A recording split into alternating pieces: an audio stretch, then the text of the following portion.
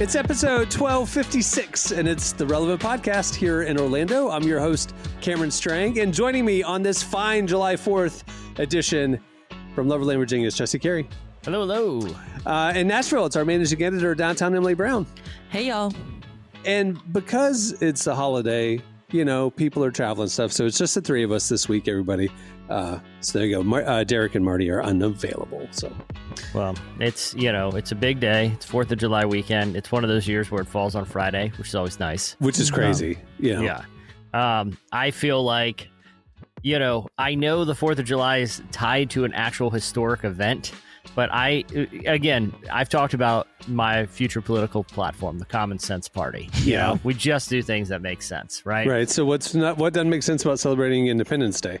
We still celebrate it, and we celebrate it hard, but we ensure it's like it becomes like an Easter Sunday situation where it's always on a Friday. Like it's quote unquote July 4th, but like Thanksgiving is always the second to last Thursday. Yeah, it's always a Thursday. Yeah, because listen, I feel like if there's what could be more American? What would our founders want more than us to have a 3-day weekend? Because when it falls, I feel like Tuesday is probably the least fun 4th of July day. Yeah. Right. I mean, a lot of people, because everyone's vying for that Monday to take a vacation day, and then you got to put it in early because otherwise all office is taken off, and it's kind of an awkward 4-day weekend.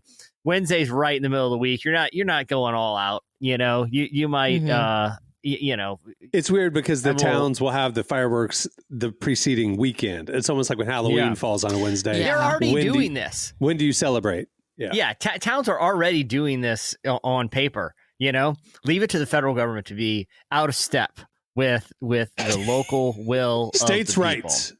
That's right. Joke. And what I say, common sense.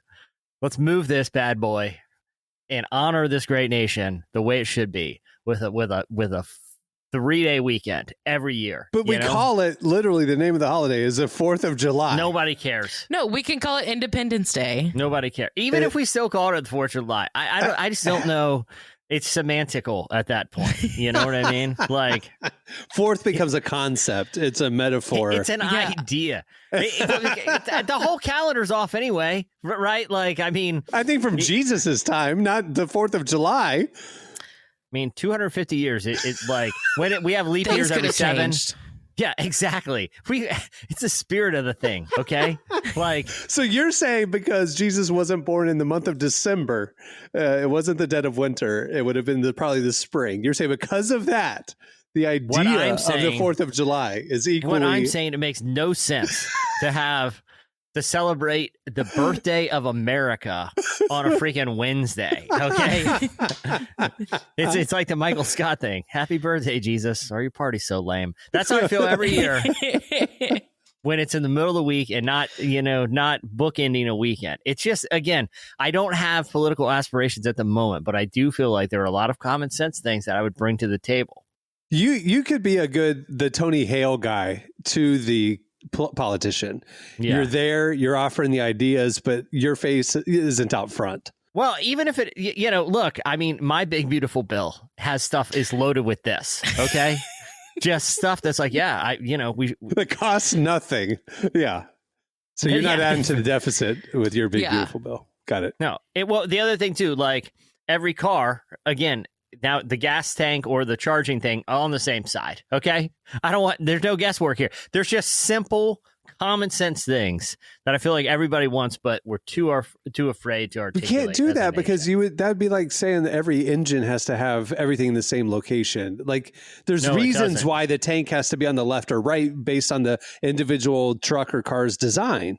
Can't be that hard to run a little hose through how hard could it be? Okay. That's what I'm saying. If we can figure out all these other technological advances, surely we can figure that one out. This is common sense. On your dashboard, on your gauge, it's been a long time since I've driven a gas car. I know. They have the little arrow. The little arrow tells you at a glance which side. My law eliminates the need for that arrow. Okay. We don't even need it. Because we all know it's I'm with Jesse on that because it's not about the air. Because I'm the one who has the gas tank on the wrong side, and it's always annoying because 95% of the gas stations are all like. But you know what? In England, it's on the right side. So, well, congrats to England. We left them famously left them 250 years ago. On a Friday. On a Friday. And here's the thing, a flat tip, okay? No more guesswork, no more iPad with a bunch of numbers, a flat tip. We're just going to agree on it, okay? Like, there's so many common sense things that we can just introduce. Oh, I thought you were talking like a screwdriver tip, like a flathead. That's another one. That's another one. We don't need two different types of screwdrivers. One will do the job.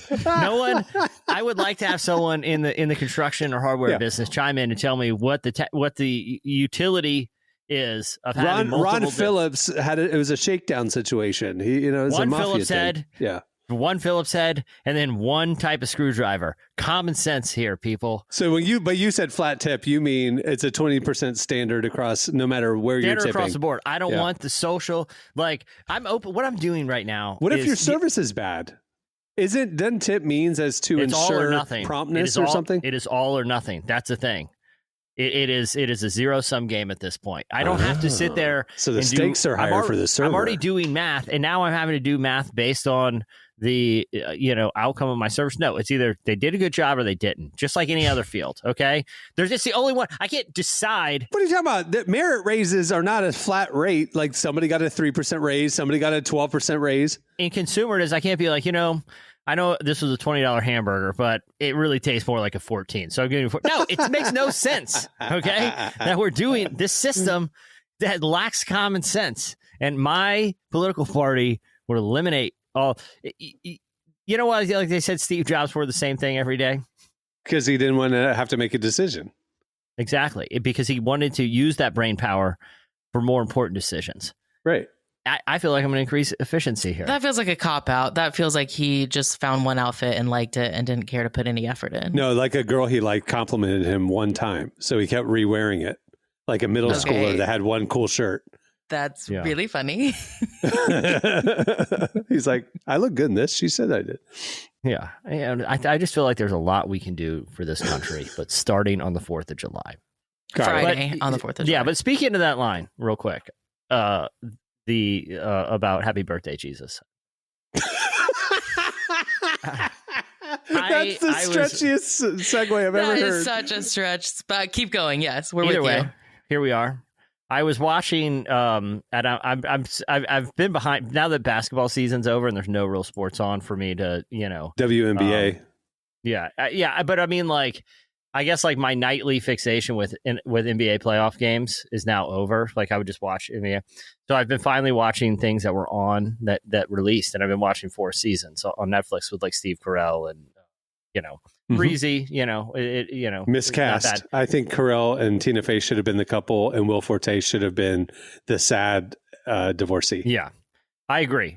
But I did, it reminded, like, Steve Carell's line delivery is so good, and it made me appreciate The Office. Even like watching it made me want to watch more of The Office, because I just feel like Steve Carell's always merged with I picture Michael Scott in his position. That's not taken away from Steve Carell as an actor. It just, that's how iconic that character is. I listen, hot take. I just watched that maybe it was an Apple Max movie of like the tech billionaires. Steve Carell's one of them. Mountainhead. Yeah. Mountainhead. And they're trapped in a thing.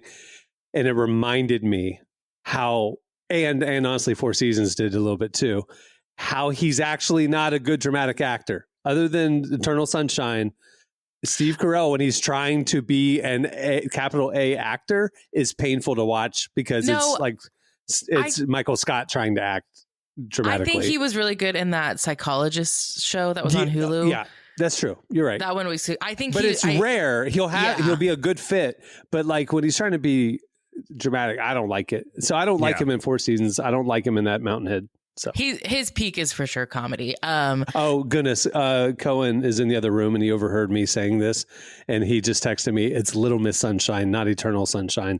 That's you, right. Cohen. Yeah, I was trying to run back. I was like, was he in? Yeah, Little Miss Sunshine. He has a couple. He was in Foxcatcher. He was Yeah. You know, he kind of transformed. But either way, I agree. He should always be Michael Scott. But you know, I'm not gonna belabor this transition. Offline, we were talking about the cringiest episodes of The Office. I was trying to get there naturally, but here we are once again. Well, okay, this started because on the road trip back, I was listening to Office Ladies podcast. Okay, and I know Emily has listened to it, and I am the exact demographic for this show. I've seen every episode 20 times plus. I can recite lines. I saw the details. I watch all the bonus deleted scenes, the super fan cuts. I care about the behind the scenes stories, and it's a terrible podcast. It is painful to listen to. And so that's what I was texting her. Like, this show, I should love this show. And every road trip, I try to get into the show, and it's just a terrible podcast. So anyway, that then started Emily telling me, well, I'm rewatching the show. Emily, take it from there. Yeah. Sorry. One caveat. This is when you say the show, you mean seasons 1 through 6. We're not counting the non-Steve Carell ones, right? No, I will eventually get there. I was talking about the podcast. Office Ladies. No. I'm just saying, like, as we talk about The Office and how it holds up and how it exists in sort of. What's Did you hear Rainn Wilson's interview this past week? He was going around talking about how difficult it was for the cast after Steve left. Like, they weren't happy with seasons 7, 8, 9. Like, it was hard to make the show. They said, you know, once the orbit our sun that we all orbited around was gone, it was just chaos in a different show. And like, they don't like that era of the show, which is interesting because Rainn had much more of a high profile presence in those years. So it's interesting that he's not proud of the years that he was more of the focal point. Anyway, take it from there. Well, when I'm talking about The Office, I'm doing so it's been years since I've done like a full from the first season to I will watch through the finale, make it through the tough seasons. I haven't done that in a really long time. So I just restarted it a couple weeks ago after finishing all 16 seasons of It's Always Sunny in Philadelphia. That was a labor of love. Listen, last night I just finished, I completed the Gilmore Girls. I went from beginning to end on that. So I'm with you. We're chipping, you know. I'll go back to The Office. The nostalgics. Anyway, so I'm watching The Office and I'm on season 3 and I just rewatched Phyllis's wedding episode. Yeah. And again, it's been probably years since I've sat down and watched that episode. I know everyone always says Scott's Tots is the cringiest episode. I think Phyllis's wedding is the cringiest episode. Like, I like the cringe episodes. This was a hard watch for me. Just the way from start to finish, he is constantly ruining Phyllis's wedding day. So that's my hot take, is that I think Phyllis's wedding is the cringiest episode. There are some cringy moments. I remember the episode, you know, pretty clearly. You know, because here's what I think why Scott Tots gets the reputation as it does is, like, I will agree Phyllis's wedding is more cringe because a lot of it transpires in front of a bigger crowd, right? But I feel like Scott's Tots is more uncomfortable because in Phyllis's wedding, the audience is put in the perspective of someone attending that wedding. Like, it would, like, if you're seeing this guy who's just a total kind of jerk make a fool of himself, it's funny, right? Like, it's uncomfortable, but it's also like, can you believe we're seeing this? Scott's Tots, Michael Scott is the audience surrogate. You can't help but put yourself in the position of Michael in that episode, right? Like, the audience isn't put in the position of one of the students. It's like, oh my gosh, what would it be like to have to go and tell people this, you know? So I think there's cringe and discomfort. You know what I mean? And I think that's what. And with Phyllis's wedding, it's like he's a buffoon making himself look ridiculous. He's not hurting anybody other than himself. No, because Phyllis is going to remember her wedding day as the day that Michael, like, upstaged her, like, forced his way onto the stage, ruined the speech. Like, she's going to remember that. There was frustration by them. They were annoyed, yes. But with Scott's Tots, he hurt innocent people. And that, to me, is what's so crushing and hard to watch about it. Because there's the stakes at Phyllis's wedding. The wedding went off. Everybody left happy. He found Uncle Bob, the dementia guy. You know, it was a happy ending. With Scott's Tots, there's no happy ending. It is just painful to more painful to more painful to more painful to people really actually getting hurt, to him devastating their lives, and then the episode's over. He gave them laptop batteries. So there's no, you found Uncle Bob, thank you, Michael, kiss at the end. and that's to me where it's like there's no redemptive value to Scott's Tots. He hurt innocent people, crushed their dreams, and there's nothing funny about that to me. I can't watch it. I find it hilarious. I still think it's one of the funniest. It's because even Office fans hate Scott's Tots, dude. No, because I feel like the comedic tension is so high, right? Like it is just, it's horrible. It's horrible. I will still watch it, and I still love it. And I care about others. I have an empathetic heart. I can't handle what he did to those kids. I agree with Jesse's take. Like, it is one of those episodes where it's like the writers were really cooking here, because like the Phyllis wedding episode, while I still think it is very cringy, there's plenty of other shows that could have. Imagine what Michael Scott would do at a wedding. Yeah. But like having a character ruin the lives of high school students is pretty. Elementary school students. But to your point, I mean, you just got done watching Always Sunny. That is basically the plot of that show. Is these people are totally destructive to anyone who goes in their path. Truly the worst humans on the planet. Yeah. Yeah, and so I don't know. Are there any others you'd put up there in this discussion? Or of cringiest Office episodes? To me, this is it. Well, the one that I sometimes feel weird watching is the one where they roast Michael, because and then he tries to feed the pigeons with a loaf of bread out on the snowy swings. Because I feel like part of the funniness of Michael Scott is his capability to for his like capacity for self-delusion. Right. Mm-hmm. Like in his mind, he is funny. In his mind, like, he is this great boss. In his mind, he is this great romantic. Right. And the comedy comes from us observing how delusional reality is from what it is in his mind. Right. Like the roast episode is where that self-delusion suddenly collapses in on itself and becomes self-awareness. Mm-hmm. And watching Michael Scott self-aware is watching a planet implode on itself. You know what I mean? It's like all the funny is gone, because the thing I was laughing at is like, this guy has no clue. It's like, no, now all of a sudden he does have a clue. People don't like him and they're making fun of him. And when the self-delusion becomes self-awareness, to me, that is the episode where I don't think it's funny. Not because it's like I'm watching someone in pain or hurtful. I think they lost what we were laughing at. Does that make sense? I get where you're coming from. I still think it's hilarious, but I think you make a good argument. I think I liked the turn that moment forced, in the sense of like it humanized the cartoon character of Michael Scott. Like we started to see a little bit more depth to a real person behind, the sad clown thing really started at that episode. And that allowed the capacity for love and real emotions and being loved. And he ended up in a redemptive story arc, ultimately with how his story played out. But I'm just like, up to that point, he was just like the ignorant buffoon. But I thought that was funnier. I'm not saying it's not more narrative. Well, I mean, but they can't stay there for 7 seasons, 6 seasons. You know what I mean? They have to you disagree. You haven't watched 16 seasons. The original Office did. The original Office. That was the fun. That was the thing of David Brent. Is like it was like the Seinfeld things. No lesson, no hugs. But see, to me, at the end of no lesson, no hugs. That's smart. Yeah, the Larry David thing. I just, to me, to start to actually care about these characters, you have to believe that they're real people. And David Brent worked for 2 short seasons, but he wouldn't have worked for 7. You would have said, like, are you mentally unwell? Like, what is wrong with you? Like, people don't stay in that phase of life forever. You know what I mean? But look at Curb, right? And another example, it's Larry David.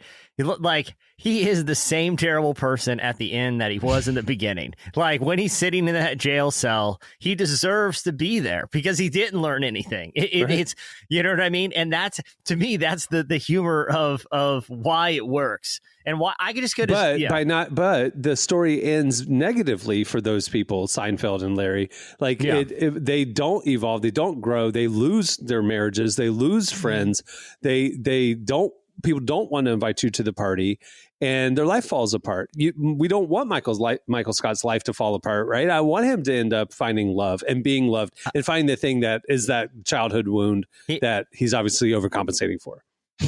I think here's and I'll land my plane on my thoughts on it. Here is like the reason I watch The Office isn't for the emotional arc of the characters. The reason is I only want to laugh, and to me that is why. Like that, I never was all that emotionally invested in the Jim and Pam thing. Like I never cared about any of the actual emotional stakes of the show. I actually thought that detracted from why it's funny. Like if I look at some of the shows that I go back to all the time, like the Seinfelds, Always Sunnies, The Simpsons. I guess The Simpsons has some emotional stakes, but like it's comedy. You know what I mean? And I don't know, maybe I'm just a cold-hearted jerk, but that's just how I think about what's great about the show, you know? As we're recording this, the news about Diddy's trial verdict came out, and I texted it to Prop and Derek and Marty, and I said, hey, Diddy was guilty on prostitution, but not the RICO charges. You know, he'll get X number of years. And Marty's reply was, speaking of prostitution, R.I.P. Jimmy Swaggart.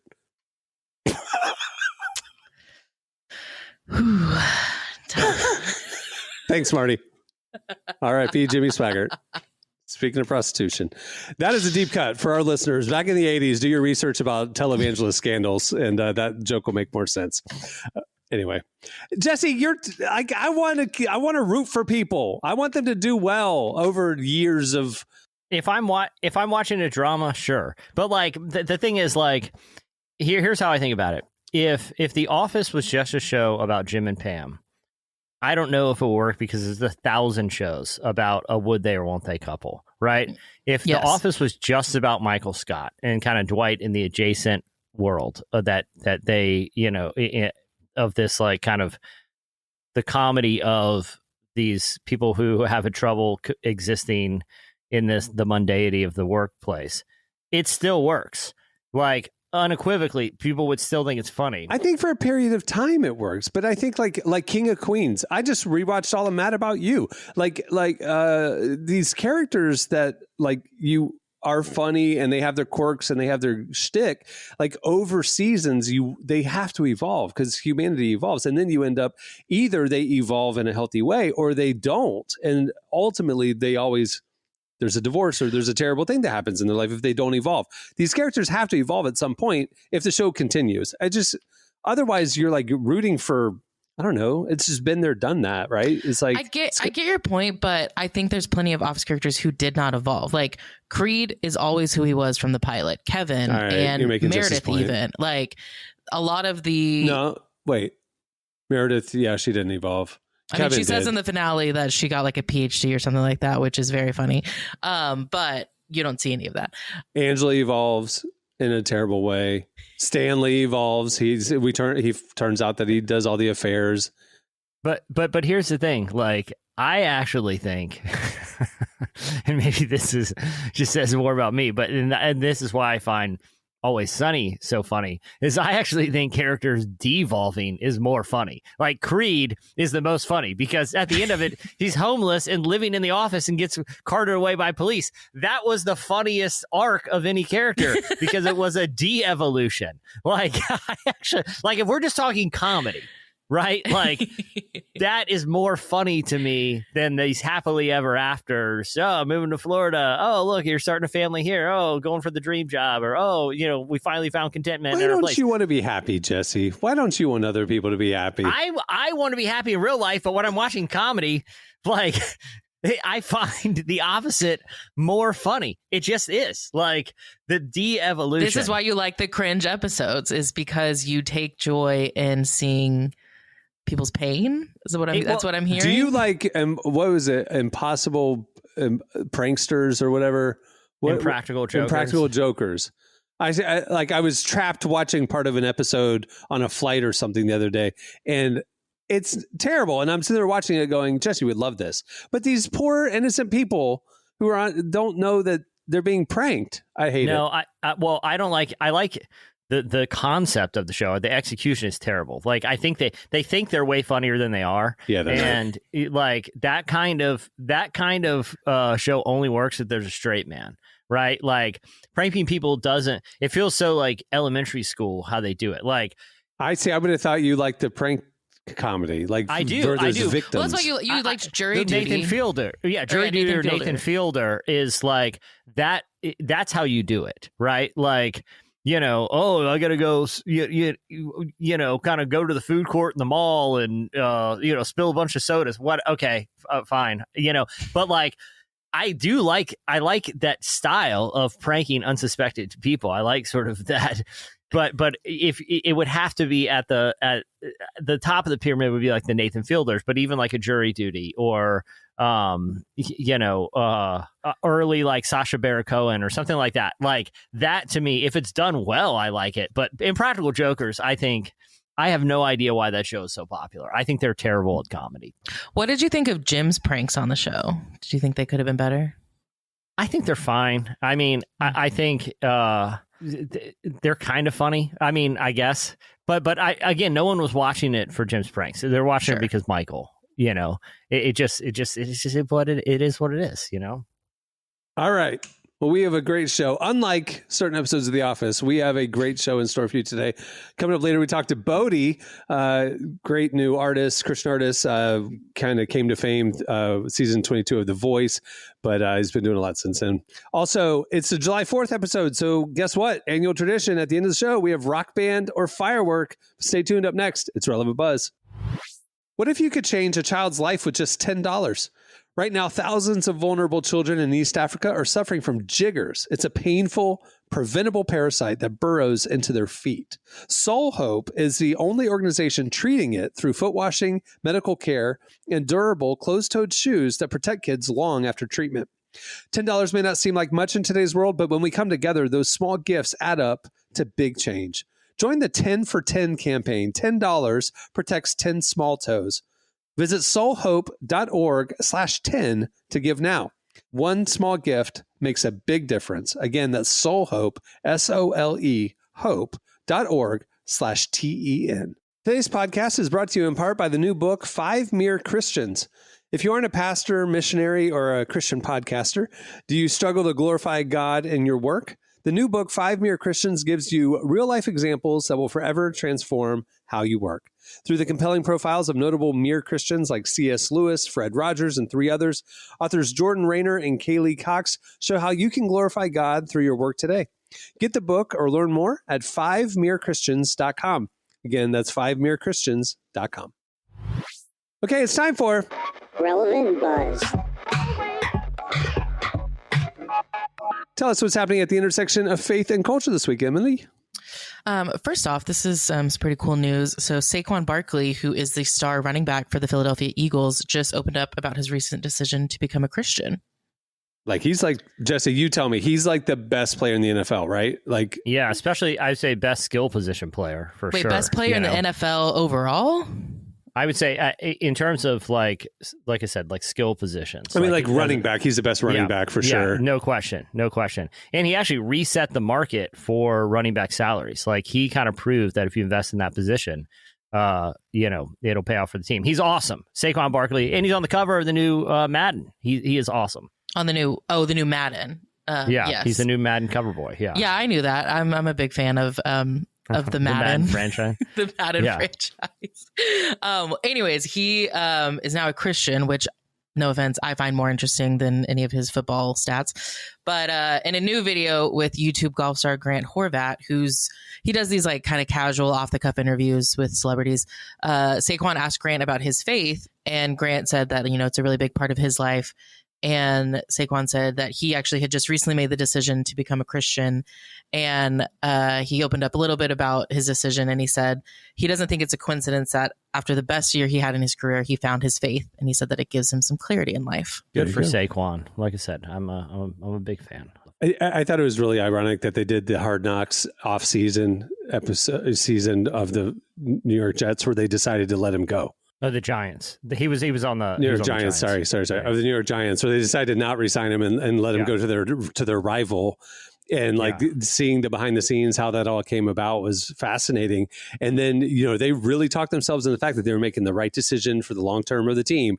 And then Saquon, being an incredible player, unreplaceable player, takes Philly over the edge, and they win the Super Bowl, which is why was he let go of the Giants if he was so great? Because he was coming up for a contract that they deemed too expensive. Oh, yeah, and up until really him and maybe Derrick Henry, the running back position has kind of fallen out of favor. There was this idea that you could plug any competent athlete into that position, and if you had a good offensive line, that they would have the same success rate. That was the little discussions that were caught on camera of the GMs and the coaches talking, like we could get 5.1 yards from our young guy over here for $2 million a year. Saquon will give us 6 yards for $25 million a year. We could spend all that money on other players, upgrading other players. We'll be better off if we let him walk. And like the drop off in production won't be that significant. To Jesse's point, they were very wrong.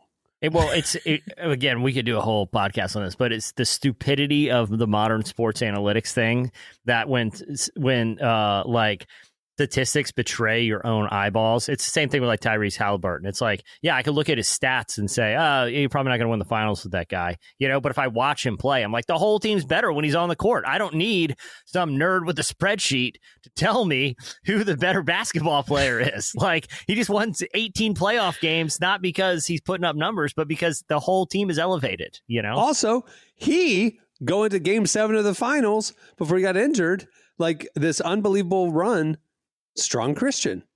Yeah. And Saquon literally said, how interesting that I have the best season of my entire career after I become a Christian. If you're a professional athlete listening to this, get in your Bible. Might I suggest opening the good word? Just look at Tim Tebow's NFL career. I mean, how can we go wrong? That's great. I mean, it checks out spiritually, I think.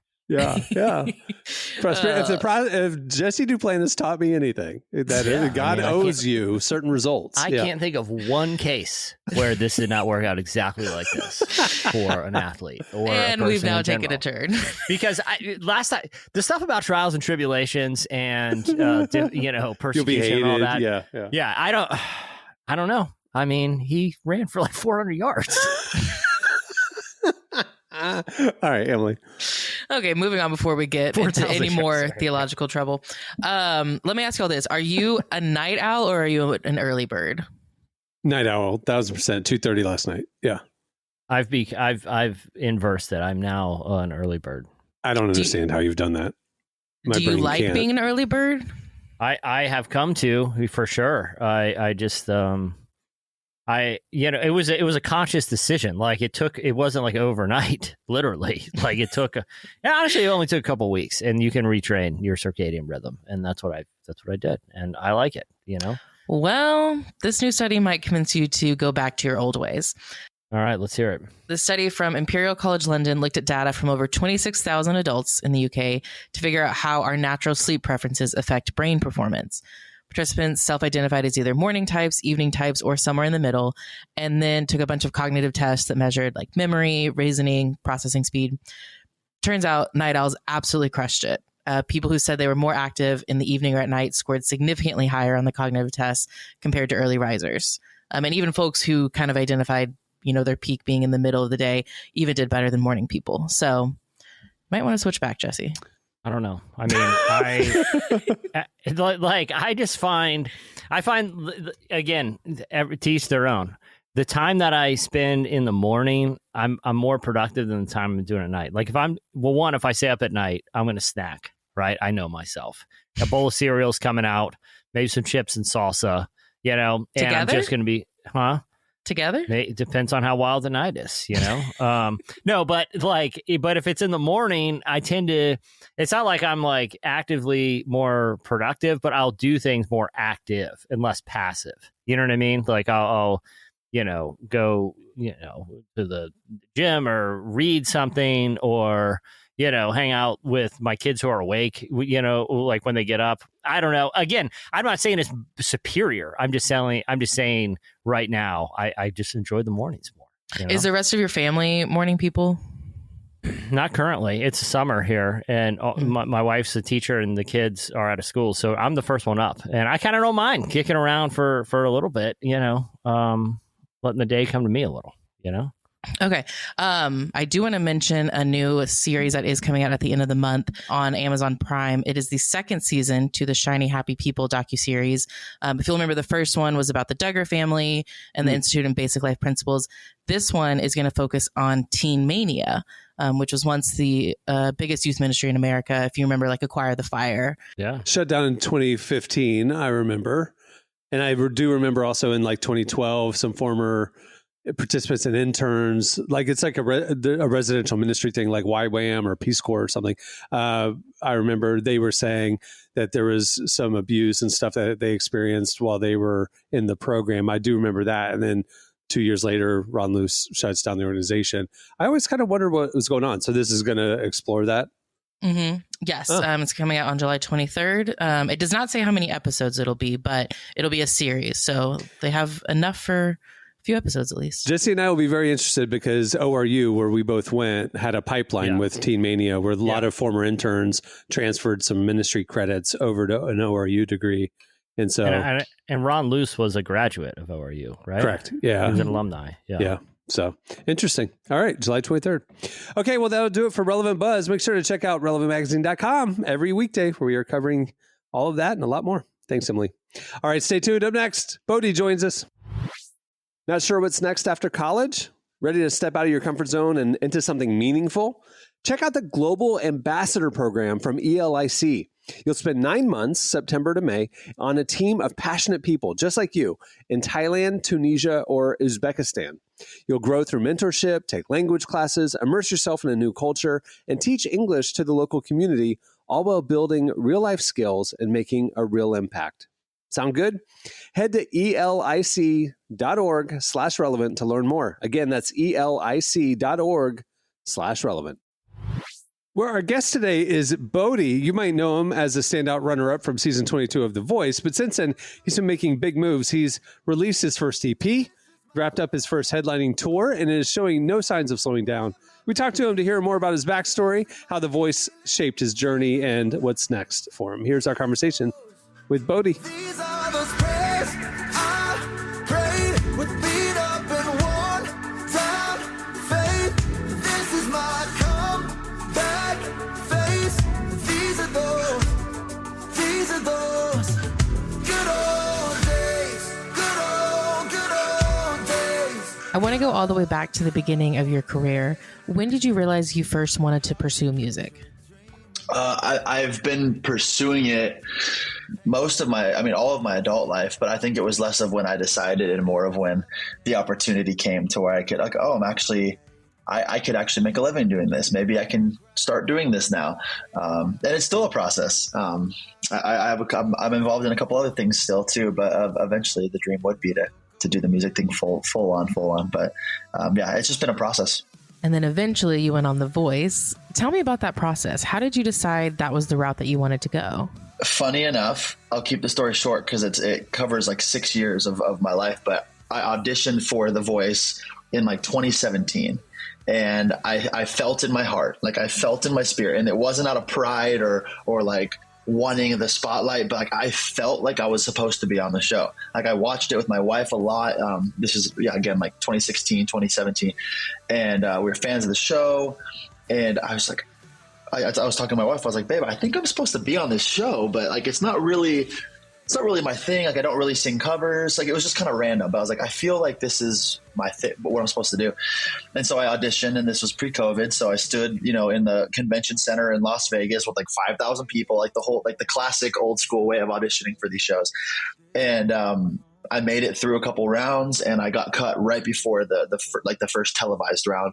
And so I was kind of embarrassed with myself. I was like, I guess I discerned that incorrectly, or I read that wrong. Maybe this isn't for me. And I guess they retain a list of people that like were almost good enough, but not quite there yet type of thing. And so they reached out to me over the next couple of years, but I was kind of butthurt. And so I just was like, nah, I don't want to do this. And at that time I was starting to get some traction on my own. And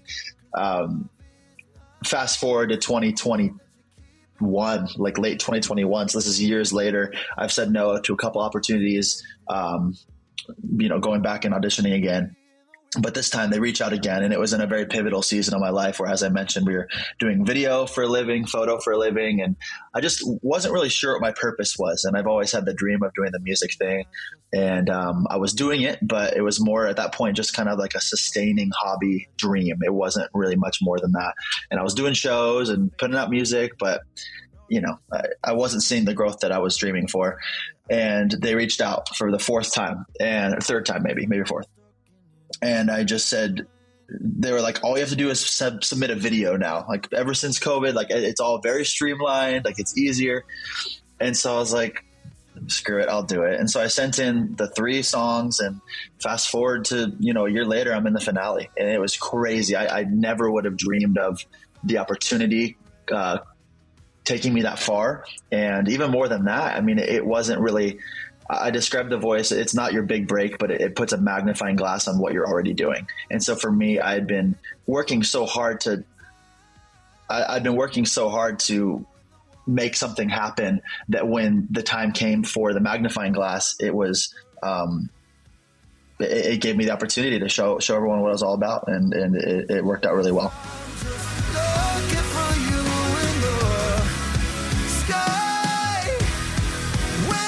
Every week that you continued on, was it just surreal being a part of it?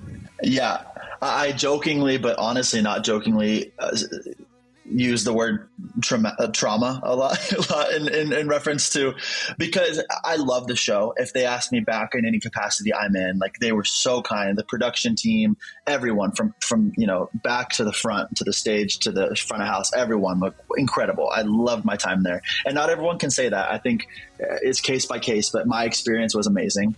But there was something so weird about sitting in your room for days at a time, especially in the early days. During the live shows, it's a lot more quick, and you're like just trying to get up to the surface for air.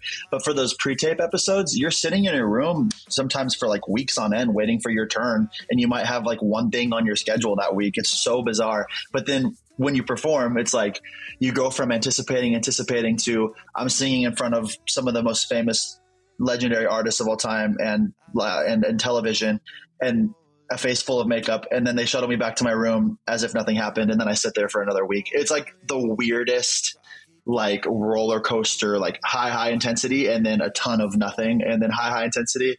And for the pre-tapes, no one knows that you exist or know anything about the show. So like you're just sitting in your room like, did that even just happen? And now I have to like not talk about it for 6 months. So it was super weird. But then once the live shows came, it was like, as soon as you got off the stage, if you made it to the next round, you're shuttling to rehearsal that night for the next week. Like, it was crazy.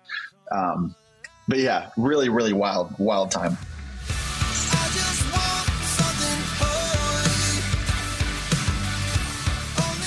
Now, I know you sang Brandon Lake's song Gratitude in the finale, and it was really cool to see a worship song on a mainstream stage like that. But I'm curious, was there anyone from The Voice behind the scenes who tried to dissuade you from using that? Yeah, and I say this with honor and respect, and I understand, but there was definitely pushback from the executive, I guess he's the head of music producer of the show. Awesome man. Jewish guy, so obviously didn't share the same necessarily beliefs as I did. So I totally understood where he was coming from, and being that it's a mainstream show, like I knew it was territory that I'd have to kind of fight to take. And that song, the live version of Gratitude, had just came out, and I was like, this song is, I didn't even really know it yet, and I was like, this song's really cool.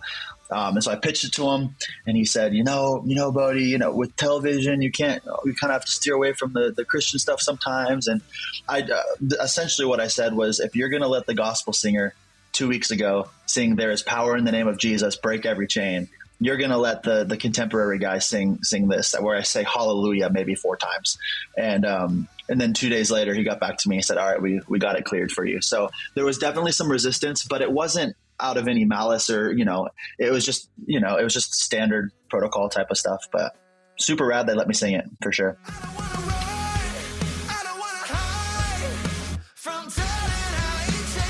How do you see your faith and your music working together? Yeah, it's so awesome.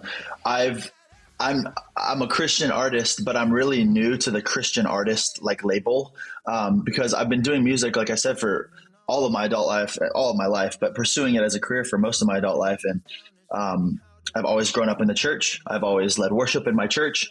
I love the local church. I have a great relationship with the Lord and with my church and all the things. But I just always felt called to, I don't even know if called is the right word, but I was most attracted to the secular industry when it came to pursuing an audience of more generalized people that have different beliefs and views, and hoping to shine my light and bring hope to people that maybe don't agree with me or don't believe what I believe.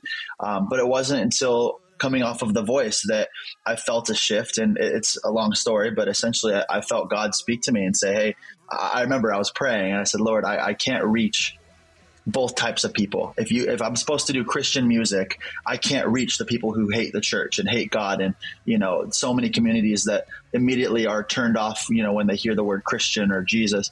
And I remember God say, like, I felt it in my spirit. He'd say, that's not your decision to make, who you reach and who you don't reach. And it was shortly after that I had a conversation with Forrest Frank, I'm going to see him tonight in a sold out arena. And he told me, he said, I reached more people than I ever could have when I was doing services, when I was doing the secular thing. Like that, he had the same vision. He's like, I just want to be in these secular environments and love people and blah, blah, blah. He's like, I've had more opportunity to work with people who I never would have thought would want to work with me after being an overtly Christian artist. And it really inspired me. And that, coupled up with my time hearing the Lord basically call me out, I said, you know what, it's the time. And there's a lot more to the story. I ended up signing to a Christian record label, and it's been incredible.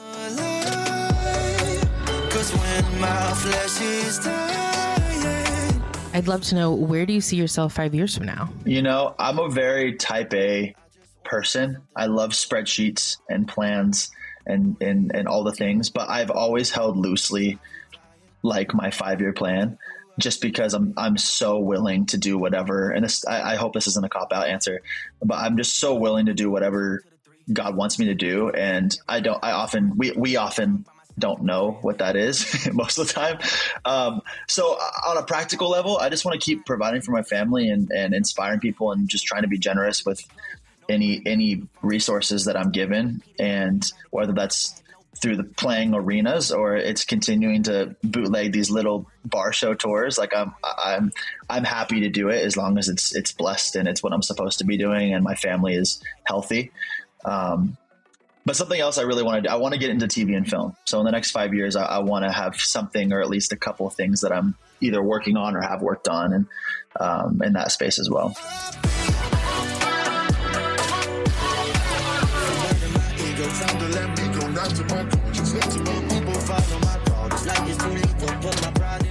That was Bodie. Make sure to check out his latest single, Good Old Days, which is out now.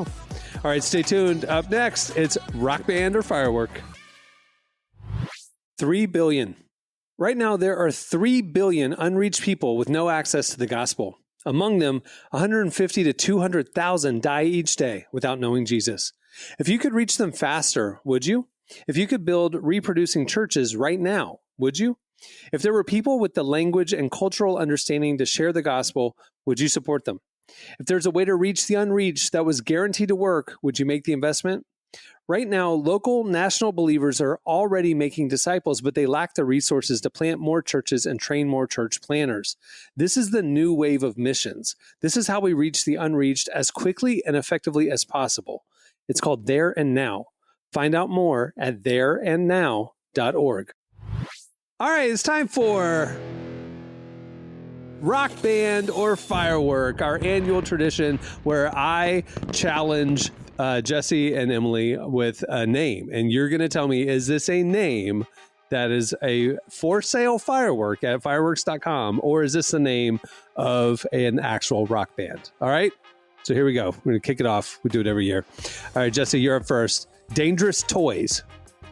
Is that a rock band or a firework? Got to be a rock band. It is a rock band. Good job. How did you know? That one, to me, seems obvious that it would have been a firework. Jesse is oddly good at this game. I spent years designing this game. You know, it's like the maze master having to traverse his own labyrinth. I just it's. Now you're just trying to get in my head.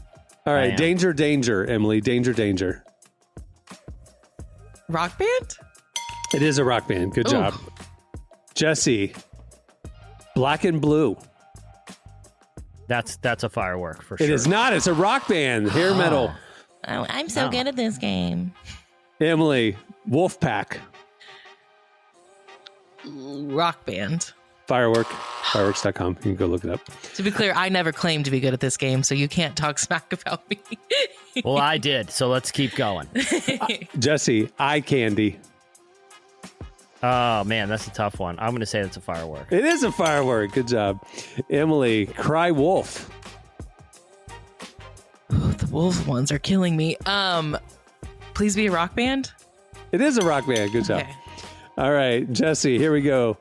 Flatlined. That's a firework. It is a firework. Dadgummit. I thought I'd get you on that one. All right, Emily. Oucho Sparks. Could you spell that? Oucho, like O-U-C-H-O, Sparks. Oucho, like a spark made you go ouch. I mean, it feels too obvious, but I'm going to say firework. It's a rock band. Ugh. Emily, got me. I'm sorry. Jesse. Yeah. Air Assault. That's a firework. It is a firework. Dadgummit. I know. I'm telling you, you're playing with the master here. All right, Emily.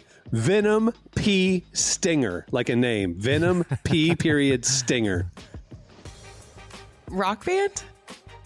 It is a rock band. Good Okay. job. Whew. All right, Jesse. Bango Tango. Bango I'm sorry. Tango. Bang Tango. Rock band. It is a rock band. Dadgummit. Did you give him the answers, Cameron? Be honest. No. I did not. This is years of a misspent young adulthood designing this game. That Emily. is finally playing tuition. Flower and Willow. Firework. It is a firework. Dadgummit. I thought you'd think it was like a indie duo. I'm trying to get in the mind of Jesse, which scary, but I think I'm catching on. Be careful. This is like Well, look, I'll say this. At some point, there was a stretch in this game where whoever was working at fireworks.com or naming their product really went off the rails. Do you remember that, Cameron? I don't know what happened to that guy, but I remember there was one firework called Grounds for Divorce or something like that. Oh. I'm like, this guy's going through something, and he's going just through a divorce. Yeah, the midlife crisis time at the fireworks.com naming convention was a fun time, but it trained me for everything for this. All right, Jesse. The Electric Prunes.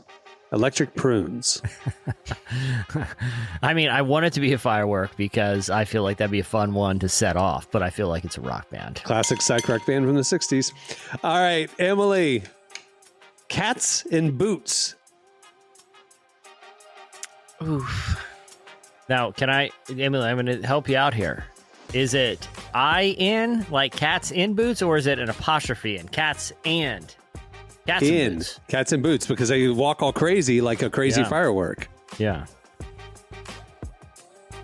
Shouldn't have said that. I was going to say, I feel like firework. I wasn't sure if that was a trick. I'm going to go with firework. It's a rock band. Cats in It Boots. sounds like a rock band like in the Austin Powers universe. There's cats in boots. Yep. Well, I was thinking I don't know why I was thinking Puss in Boots for some reason. And I was like, maybe someone made a firework for him. They're a big Shrek fan. I don't know. Yeah. Jesse, Saturn Battery. Oh, I remember this. That's a firework. Dadgummit. I'm telling you, I would put myself. Yet I was listening to a podcast the other day, and they were talking about do you have one skill that you feel like you may be the best on earth at, right? I can't think of one until now. I might be the best on earth at this game. And I'm not saying that's some kind of flex because.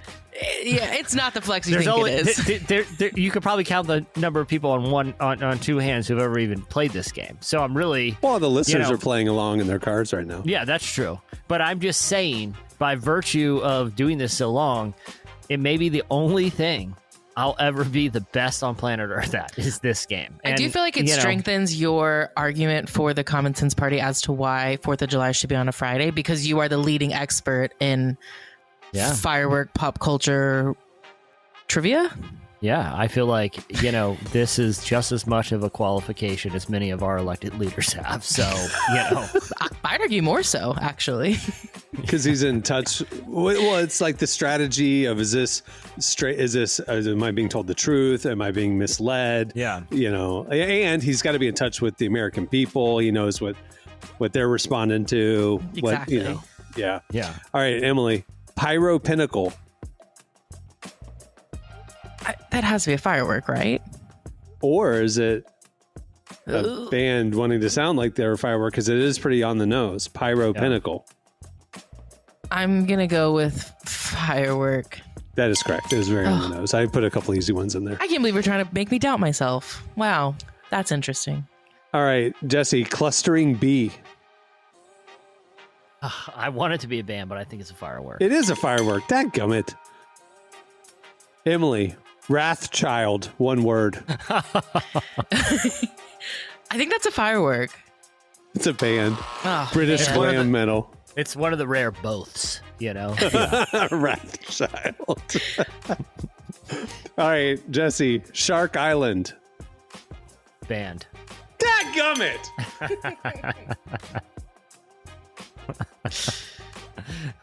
Emily, Turboprops. Band? Firework. Jesse. Again, the real winning moment here is that my mind is different than Jesse's. I'm going to take that one. Jesse, Screaming Trees. That's a band. Dadgummit! I hate how quick you are with it. That's what makes you the most annoyed. Well, that's the thing. Like, Screaming Trees is a great firework name. I know, but you can't overthink this one. This one, it's like you'll think yourself out. That's the thing. I've trained my instincts on this. It's not an intellect thing. There's no methodology here, guys. That's what I think. Like, I'm running it through this filter of if-thens. That's not what I'm doing. This is pure gut instinct right now. Okay. Yeah. Emily, Vomit Launch. Oh my gosh, I hope this is neither. I'm gonna go firework. Band. Whatever. This game's rigged. Touring right now. Whatever. Jesse, Battle of Yorktown. Firework. Dadgummit! How? Like I said, it's like watching, you ever watch, a great prize fighter, and he's been punched in the face a couple times. He's no longer looking at the corner for instructions. He's just going on blind survival instincts, That's what I'm doing, Battle of Yorktown was clearly a firework. I didn't say clearly. I'm telling you, what is my gut telling me in this moment, I can't wait for there to be like a biopic about your life, and it's like done like a sports film, and it's like leading at like you training for this. Yeah. Emily, Airstrike, one word. Rock band. Firework. Oh my gosh. I love this game so much. Jesse, Baby Strange. Rock band. Dang it! Are you kidding me? I will challenge someone in the firework industry. If you're listening and you work for, if you Phantom. For big firework. Yeah. At the Phantom headquarters in New York City, one of the 5 skyscrapers they have. If you're working there, call us, and I will challenge you to a duel in this game. I feel that confident. I feel like you and Joey Chestnut are the two big champions. It's a big day for both of them. Yes. Yeah. We're Joey's back with the hot dog ESPN competition this year. Yeah, finally. It was a real tragic time for America. He got greedy and thought he could build his own Nathan's hot dog competition. Well, no. Another thing with the common sense deal. Yeah. There are no multiple sports leagues. It's all one. Okay. We're combining there's too many like boxing stuff. There's too many food eating stuff. If a rival basketball league comes along, we're just going to absorb it into the NBA. There's no rival leagues anymore, Joey Chestnut. That's common sense. We want the best of the athletes going. Question for the people. There are more leagues than the NBA? Yes. No, I'm The just G saying League, the the big China League, Yeah. European leagues. Okay. It's all one now under the common sense party. It's all Basketball, one big got league. it. Okay. Yeah. Emily, speed of light. Firework. Dang it. Yeah, it's true. Oh, thank God. Yes. Jesse, smashed Gladys. My gut's telling me banned. It is a band. I hate you. It's not fair. Emily, lucky space. Rock band. Firework. My gut's different than Jesse, okay? Jesse, Poco Loco. Firework. Oh my gosh! How? What Like I about said, guys- Poco Loco sounds like a firework? I don't think do it that hard. I just say what is my first impulse. That's what I. Again, you can't overthink this thing. It is your first impulse. You know. Emily, Nitro. Firework. It's a band. Emily, go with your first impulse and then do the opposite of what it's telling you. That actually might be the strategy I need to be doing. What is your impulse to tell you? Then just say the opposite thing. Not listen Jesse. to my gut. Got it. Phantom Happy. Banned. Firework! Finally. Emily got in my head. Game Good. over. That's what I've been trying to do this whole time. Okay, now give me like 10 of them and I can catch up to him. Jet Boy. Firework. Band. Oh, okay. Well, strategy didn't work, so. Floral Power. Jesse, Floral Power. Firework. It is. Yes, a firework. Tag gummit. Emily, Crackling Mine. Firework. Right? Yes. Oh, thanks. Yes. If anyone Jesse. cares, the current score is Jesse 15, me 8. Jesse, Bad Astronaut. Banned. It is a band. Tag gummit. It's up in the sky and space like an astronaut, but it's bad. I listen. The beauty of this game is that these aren't, like all that intuitive. It's just when you have a remarkable intuition. It's not intuitive. Your intuition is so remarkable that when something's not intuitive, it still works. That exactly. That's what. That's and that's. It's like you can't teach it. It's one of those things where you either have it or you don't. It's a. I would say this. It is a gift, but if it is a gift, the most pointless gift ever. You look at Saquon Barkley and the gifts he has, and that what he's doing with them. Look what I'm doing. Once a year, I come on a podcast and able to dominate a game that has zero stakes, and it's almost more embarrassing to be really good at than being bad at. And so, but it is a gift. So Emily, Fierce Tiger. Band. Firework. Jesse, Pearl Glowing. firework. It is a firework. Dadgummit. I thought it was... We're in the home stretch. It would be great if that was a band and the lead singer's name was Pearl. He's just glowing. He's just so happy to be there. Emily, Rolling Blackouts Coastal Fever. Band. Rolling Blackouts. Yeah, it is a band. Okay. I thought I'd think get you I'm on that figuring one. it out now, Jesse. I'm not. But Okay, Jesse, Phantom Neon. Firework. It is a firework. That sounds like a It does. phanogram. Yeah. Anyway. I could see Phantom or Neon being a band. All right, Emily, Crop Happy. One word, Crop Happy. can you spell it? Craw, C-R-A-W, Pappy, P-A-P-P-Y, one word, Crop Happy. Can you use it in a sentence? Wow, look at Crop Happy. Dang, I was hoping you'd use it some way that would give me a hint. I'll go with firework. It's a band. Ugh, whatever. Crop Happy's a band. It's probably a bad All right. band. Jesse, Niagara Falls. Firework. Dadgummit! All right, we are very much in the home stretch. Last few. Emily, The Robot Ate Me. Band. Yes, band. Jesse, Poster Children. Band. Dang it. Emily, Skybolt. Firework. Yes. Jesse. Crackling octopus. Firework. Dang it. Emily. Wolf Parade. Band. Yeah, I had their album. All right, last two. I have one that I'm saving for the very end. Jesse. Could these be worth maybe like 15 points? Jesse. Mystical Night with a K. Firework. Dadgummit. If you would have said with an N, I would have gone band. Very important distinction. Emily. Blue Streak. Blue Streak. Band. Firework. Whatever.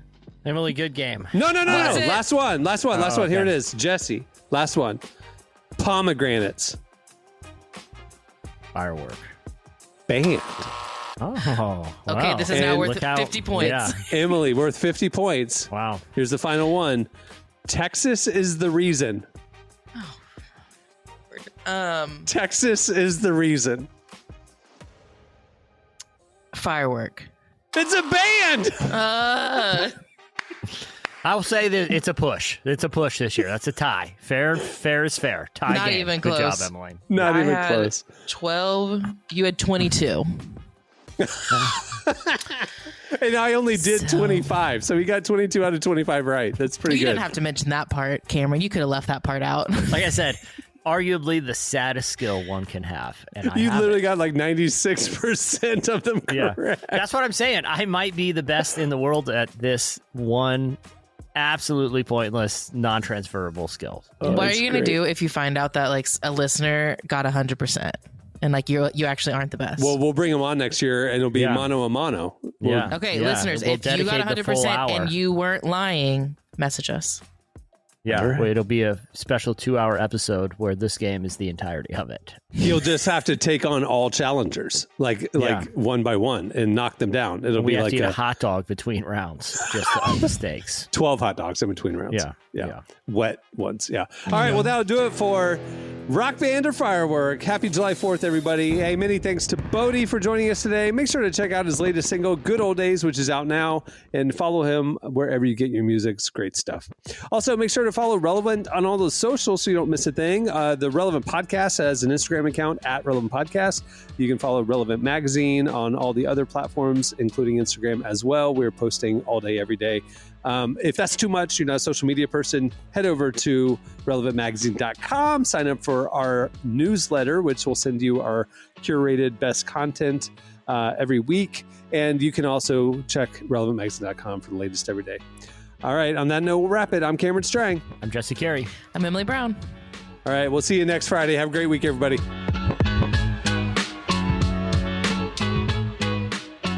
Thanks for listening to the Relevant Podcast.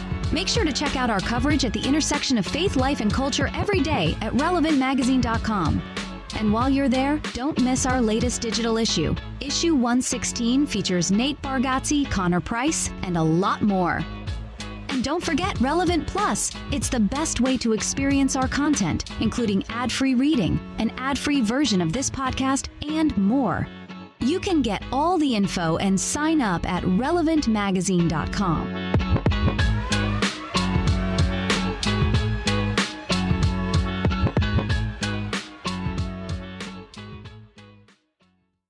It's one of those things where you either have it or you don't.